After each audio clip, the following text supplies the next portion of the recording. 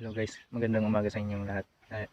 Ito na yung update natin sa in-spray natin na damo, clear out after 3.5 days.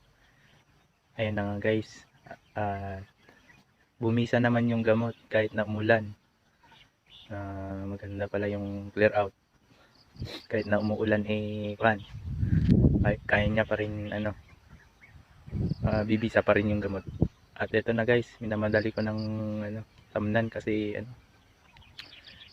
kailangan ko na kasing bantayan si misis dahil mga anak na, kaya tatamnan na namin ngayon.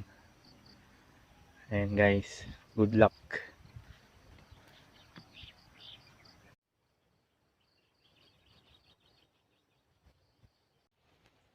Ayan guys, malapit na tayong matapos.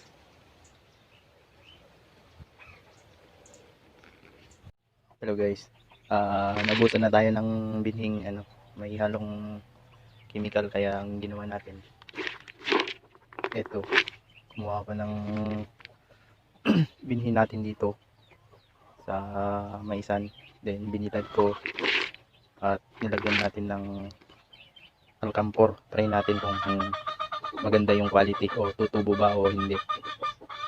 Ayan guys, naglagay lang ako ng 6 na piraso ng alcampor sa 2 kilo. Try lang natin kung tutubo ba o hindi.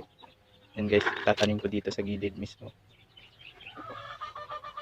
Let's go. Hello guys, yan na, tapos na natin yung pagtatanim. Natamnan natin ng sweet pear dito sa banda dito, tapos yung nilagyan natin ng alcampor sa gilid, then doon sa gilid nya para naman titingnan natin kung bibisa yung tanim na nilagyan ng alcampor. Saka dito sa baba, ang tinanim kalabasa hanggang sa dulo, doon sa dulo. Yun lang guys, maraming salamat.